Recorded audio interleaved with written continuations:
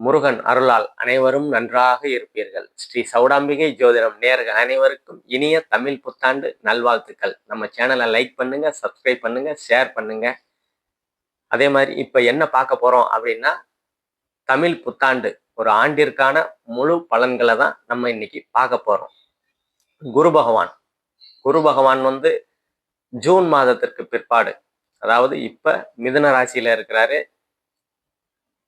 June மாதம் கடக ராசிக்கு வந்துருவாரு. கடக ராசியில ஒரு 5 மாதங்கள் இருப்பாரு. அதுக்கப்புறம் குரு பெயர்ச்சி சிம்ம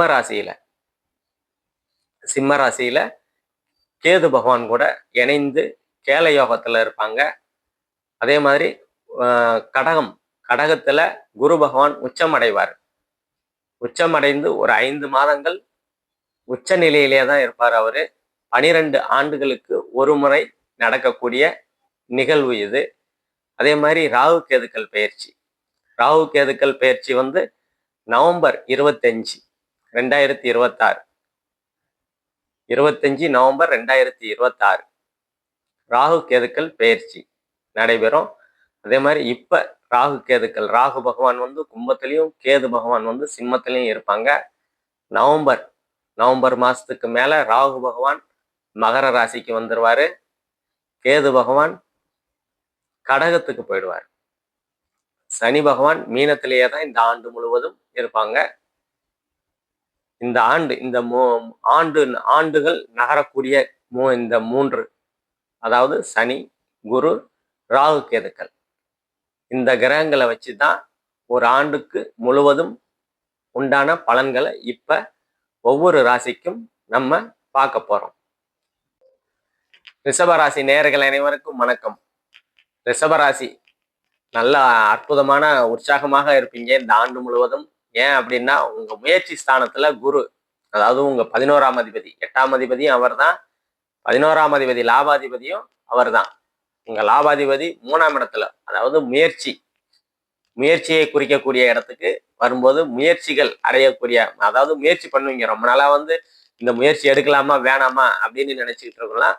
முயற்சிகள் எடுத்து அது பலிதமாகக்கூடிய அற்புதமான தன்மைகள்லாம் ஜூன் மாதத்திற்கு பிற்பாடு, அதாவது குரு பெயர்ச்சி ஜூன் மாதத்துல உங்க கடகராசிக்கு வருவார் குரு பகவான். இப்ப உங்க தனஸ்தானத்துல இருக்காரு குரு பகவான். தனம், குடும்பம், வாக்குஸ்தானம் சொல்லுவோம். குடும்பத்துல இருந்து வந்த பிரச்சனைகள், போன ஆண்டெல்லாம் குடும்பத்துல இருந்து வந்த பிரச்சனைகள்லாம் இந்த ஆண்டு தீரக்கூடிய, அதாவது குடும்பத்துல இருந்து வந்த பிரச்சனை சரியாகக்கூடிய அமைப்புகள்லாம் உங்களுக்கு நல்ல விதமா இருக்கும். ரொம்ப நாளா குடும்பம் அமையல அப்படின்னா குடும்பம் அமையக்கூடிய அமைப்புகள்லாம் உங்களுக்கு கண்டிப்பா இருக்கும். அதே மாதிரி பொருளாதார முன்னேற்றம் கண்டிப்பா இந்த ஆண்டு சிறப்பாக இருக்கும். ரொம்ப நாளா திருமணம் ஆகலை அப்படின்னா திருமணம் நடக்கக்கூடிய அமைப்புகள்லாம் இந்த காலகட்டத்துல உங்களுக்கு கண்டிப்பா இருக்கும். அதே மாதிரி மூன்றாம் இடத்துல குரு பகவான் ஒரு 5 மாதங்கள் இருப்பாரு. முயற்சி ஸ்தானம், புகழை குறிக்கக்கூடிய ஸ்தானம், விளையாட்டுத்துறை, தொழில்நுட்பத்துறை, தகவல் தொழில்நுட்பத்துறை, அந்த மாதிரி அமைப்புகள்ல இருக்கிறவங்களுக்கெல்லாம் கலைத்துறை, செய்தித்துறை, அந்த மாதிரி துறைகள்ல, தகவல் தொழில்நுட்பத்துறைகள்ல இருக்கிறவங்க அமைப்புகள்லாம் புகழ் அடையக்கூடிய அமைப்புகள் கண்டிப்பா இந்த காலகட்டத்துல ரிஷபராசிக்காரங்களுக்கு கண்டிப்பா இருக்குது. அதே மாதிரி அக்டோபர் மாதத்திற்கு பிற்பாடு உங்க ராசிக்கு 4ஆம் இடத்துக்கு போவார் குரு பகவான். அந்த காலகட்டத்துல வீடு வாகன சேர்க்கை கண்டிப்பா உண்டாகும். ரொம்ப நாளா ஒரு வீடு வாங்கணும், ஒரு வாகனம் வாங்கணும் அப்படின்னு நினைச்சுக்கிட்டே இருக்கிறேன், அதுக்கு உண்டான சாதகமான சூழல்களே அமைய மாட்டேங்குது அப்படின்னா, அந்த சாதகமான சூழல்கள் உங்களுக்கு கண்டிப்பா அக்டோபர் மாதத்திற்கு மேல கண்டிப்பா இருக்கும். அதே மாதிரி கேல யோகம் அப்படின்ற அமைப்பு, அதாவது குருவும் கேதுவும் சேர்றது கேல யோகம்னு சொல்லுவோம். அதாவது கோடீஸ்வர யோகம். கேல யோகம்னா கோடீஸ்வர யோகம் அப்படின்ற அமைப்பு இருக்குது. குருவும் கேதுவும் சேர்றதுனால கேல யோகம் ஏற்படுது. அது உங்க ஜாதகத்துல, ஜனனகால ஜாதகத்துல குரு கேது இணைவு இருக்குது அப்படின்னு இருந்ததுன்னா, குரு தசையோ கேது தசையோ நடக்குது, மெயினா கேது தசை தான், கேது தசை நடக்குது அப்படின்னா அந்த யோகமும் உங்களுக்கு ஜனனகால ஜாதகத்துல இருக்குதுன்னா கண்டிப்பா இந்த காலகட்டத்துல ஒரு ஜாக்பாட் அடிச்ச மாதிரி உங்களுக்கு கண்டிப்பா இந்த காலகட்டத்துல இருக்கும். அதே மாதிரி முதல் 5 மாதம், அதாவது ஜூன் மாசத்துல இருந்து உங்க 9ஆம் இடத்தை பார்ப்பாரு. குரு பகவான் உச்சமடைஞ்சி 9ஆம் இடத்தை பார்க்கும்போது தந்தையால் அனுகூலங்கள், ஆதாயங்கள் இருக்கும். தந்தை வழி உறவுகளால அனுகூலங்கள், ஆதாயங்கள் கண்டிப்பா இருக்கும். சித்தப்பா பெரியப்பா வழியில போன வருஷம் வரைக்கும் கொஞ்சம் பிரச்சனையாவே இருந்திருக்குது அப்படின்னா, இந்த காலகட்டத்துல அந்த பிரச்சனையெல்லாம் சரியாகி ஒரு சமாதானமாக ஆகக்கூடிய வாய்ப்புகள்லாம் இந்த ஆண்டு உங்களுக்கு கண்டிப்பா இருக்கும். அதே மாதிரி உச்சகுரு ஜூன் மாதத்துல இருந்து ஒரு 5 மாதம் குரு 3ஆம் இடத்துல உச்சமடைஞ்சி உங்க 7ஆம் இடத்தை பார்ப்பாரு. களத்திரஸ்தானம், கணவன் மனைவி ஸ்தானம்னு சொல்லுவோம். கணவன் மனைவிக்கிடையே போன வருஷம்லாம் கொஞ்சம் பிரச்சனை, கொஞ்சம் தகராறு அப்படின்ற அமைப்புகள்லாம் இந்த காலகட்டத்துல சரியாகக்கூடிய ஒரு நல்ல அமைப்புகள் இருக்கும். கணவன் மனைவிக்கிடையே இருந்து வந்த பிரச்சனைகள் சரியாகும்.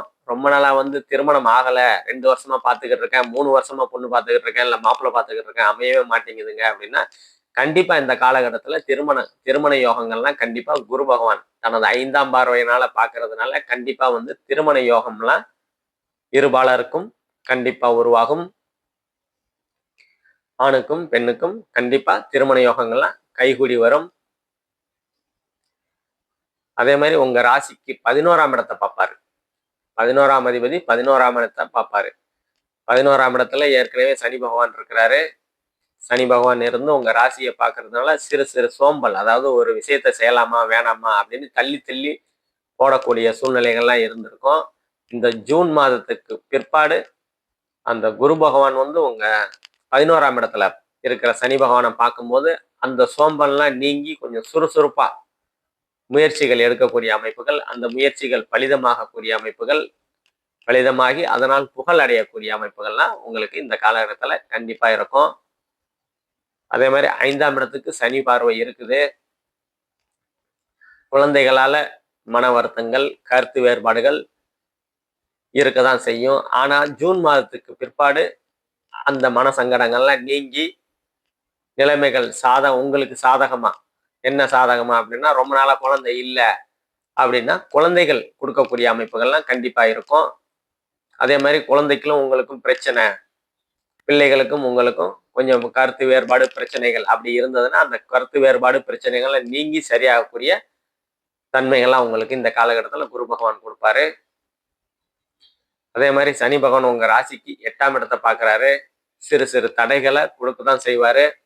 ஆனாலும் அந்த சனி பகவான குரு பகவான் பார்க்கறதுனால தடைகள் கொடுத்து அந்த தடைகளை தாண்டி வெற்றி அடையக்கூடிய அமைப்புகள்லாம் உங்களுக்கு இந்த காலகட்டத்துல கண்டிப்பா இருக்கும். அதே மாதிரி ராகு பகவான் முதல் 7 இந்த வருடம் முதல் 7 மாதங்கள் உங்க ராசிக்கு 10ஆம் இடத்துல இருப்பாரு.